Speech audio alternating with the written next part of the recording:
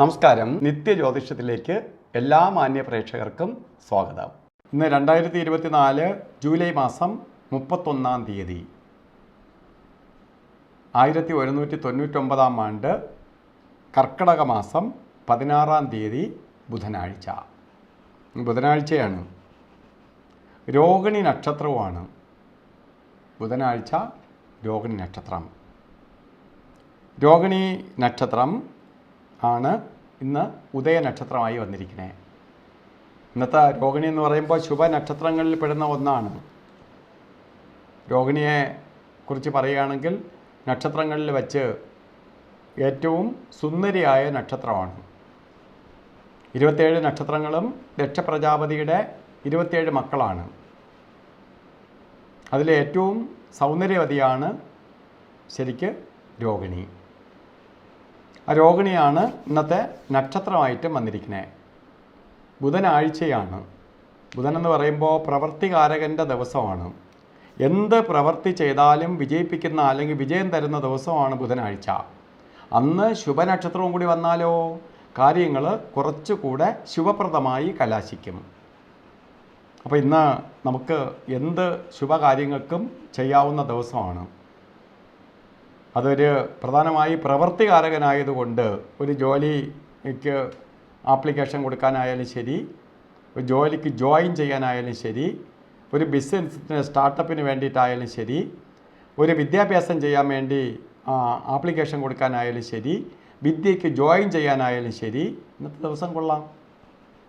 അതുപോലെ രോഹിണി നക്ഷത്രക്കാർ, കർക്കിടക മാസത്തിലെ രോഹിണി നക്ഷത്രം ബർത്ത്ഡേ വന്നിട്ടുള്ളവർ ഒരു വർഷത്തെ ഫലത്തെയാണ് നമുക്ക് ചിന്തിക്കേണ്ടത്.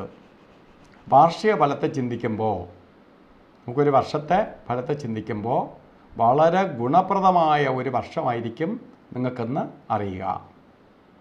പ്രത്യേകിച്ച് നിങ്ങൾക്ക് വളരെ സാമ്പത്തിക പുരോഗതി ഉണ്ടാവും. ജോലിയിൽ പ്രമോഷൻ കിട്ടും, അല്ലെങ്കിൽ പുതിയ സംരംഭം തുടങ്ങും, അല്ലെങ്കിൽ പുതിയ ജോലി കിട്ടും. അപ്പോൾ നിങ്ങൾ മടിച്ചിരിക്കരുത്. ജോലി അത്ര ശരിയല്ലെങ്കിൽ നല്ല ജോലിക്ക് വേണ്ടി ട്രൈ ചെയ്യണം. ബിസിനസ് ചെയ്യുന്ന ആളാണെങ്കിൽ ബിസിനസ്സിനെ ഡെവലപ്പ് ചെയ്യാൻ വേണ്ടി ശ്രമിക്കണം. കാരണം സമയം നല്ലത് എന്ന് പറഞ്ഞിട്ട് കാര്യമില്ല.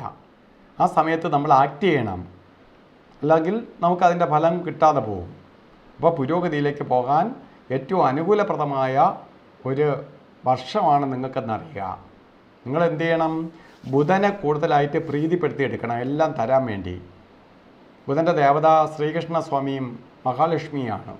ഇപ്പോൾ ശ്രീകൃഷ്ണസ്വാമി ക്ഷേത്രത്തിൽ പോയി ബുധനാഴ്ച പാൽപ്പായസം, തുളസിമാല, അർച്ചന ഇവ നടത്തണം. അപ്പോൾ കൃഷ്ണസ്വാമിയെ പ്രീതിപ്പെടുത്തണം.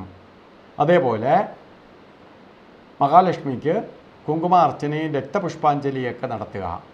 അതുപോലെ ഓരോ കാര്യങ്ങൾക്ക് ഇറങ്ങുമ്പോഴും ഇന്നത്തെ ദിവസം എല്ലാത്തിനും ഇറങ്ങിക്കൊള്ളുക എന്ന് ഞാൻ തന്നെ പറഞ്ഞു, എങ്കിലും നോക്കി ഇറങ്ങണം.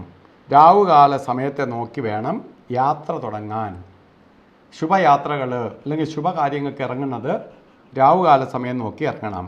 12 മണി മുതൽ 1:30 മണി വരെ നീട്ടിട്ടുണ്ടെങ്കിലും 12:30 മണി മുതൽ 2 മണി വരെ രാവുകാല സമയമുണ്ട്. അപ്പോൾ രാവുകാല സമയം ഒന്നീ 12:30 മുമ്പോ 2 മണിക്ക് ശേഷമോ യാത്ര തിരിക്കണം. അതുപോലെ ഒരു കാര്യത്തിനും എടുക്കാൻ പാടില്ലാത്ത 2 സമയങ്ങളാണ് യമകണ്ഠനും ഗുളികനും. അപ്പോൾ ഇന്നത്തെ ഗുളികകാല സമയം വരുന്നത് 10:58 തൊട്ട് 12:31 വരെയും, യമകണ്ഠകാല സമയം വരുന്നത് 7:51 തൊട്ട് 9:24 വരെയും. ഈ 2 സമയവും ഒരു ശുഭകാര്യങ്ങൾക്കും എടുക്കരുത്. ഇന്നത്തെ അഭിജിത്ത് മുഹൂർത്തം പറഞ്ഞ സമയമോ 12 മണി 6 മിനിറ്റ് തൊട്ട് 12 മണി 54 മിനിറ്റ് വരെ ശരിക്ക് അഭിജിത്ത് മുഹൂർത്തത്തിൻ്റെ സമയമുണ്ട്. അഭിജിത്ത് വളരെ പോസിറ്റീവ് ആയിട്ടുള്ള സമയമാണ് പ്രകൃതിയിൽ.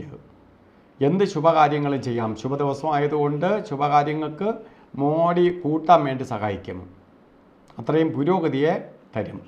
അപ്പോൾ ഇന്നത്തെ ദിവസം ആവട്ടെ നല്ല ദിവസമാണ്, നല്ല നക്ഷത്രമാണ്, നല്ല സന്തോഷപ്രദമായ കാര്യങ്ങൾ നടക്കുന്ന ദിവസമാണ്.